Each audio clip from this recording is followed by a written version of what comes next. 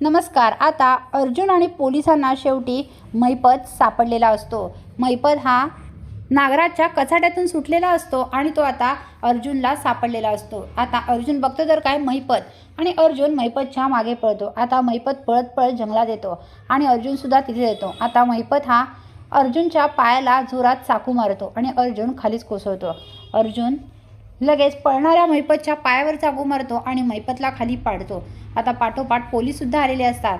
आता पोलीस हे महिपतला पकडतात। अर्जुन म्हणतो, घेऊन जा या माणसाला। किती पाळणार होता, शेवटी सापडलारच ना तू। तुझा आता डाव संपला आहे महिपत शिखरे। तू आता लवकरात लवकर गजाआड होणार आहेस। आता जा खडी फोडायला। तेव्हा आता लगेच महिपत घाबरतो आणि आता पोलीस महिपतला घेऊन जातात। इकडे नागराज घाबरलेला असतो। तो म्हणतो, जर महिपत हा अर्जुनला भेटला आणि त्याने सगळं सत्य सांगितलं तर काय करायचं। आता प्रियालासुद्धा लगेच नागराज फोन करून सांगतो, अगं महिपत पळाला आहे, काय करायचं। प्रिया घाबरते। प्रिया म्हणते, काय, कसा पळाला, तुमचं लक्ष कुठे होतं। तेव्हा नागराज म्हणतो, मला नाही माहीत तो कसा पळाला। आता नागराज आणि प्रियाचे चांगलेच धाबे दणाणलेले असतात। इकडे साक्षीला समजतं की आता महिपत पकडला गेला आहे। आता ते ऐकून साक्षीला खूपच मोठा धक्का बसतो, कारण आता महिपत पकडला गेला म्हणजे मी सुद्धा पकडली जाणार। आता साक्षी पुरती घाबरलेली असते। काय करावं हे तिला समजत नसतं। आता कोर्टामध्ये अर्जुन येतो। आता कोर्टात पोलीस महिपतला घेऊन येतात। नागराज, प्रिया सगळे झालेले असतात। आता महिपत एकटक नागराजकडे बघत असतो। नागराज आणि प्रिया चांगलेच घाबरलेले असतात। आता रविराजसुद्धा असतो आणि आता अर्जुन महिपतला उलटसुलट प्रश्न विचारतो आणि महिपतला घोळात घेतो। आता महिपत शेवटी सगळं सत्य उकतो। आता महिपतने नागराजचं, प्रियाचं, सगळ्यांचं सत्य उकलेलं असतं।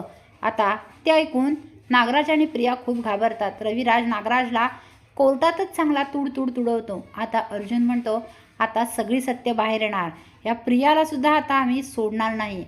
आता अश्विन आलेला नसतो। आता सायलीच प्रियाचं कोर्टात थोबाड फोडते आणि म्हणते, एवढं खोटं म्हणालीस, अगं तू सुमन काकींना त्रास दिलास, लाज नाही वाटली तुला।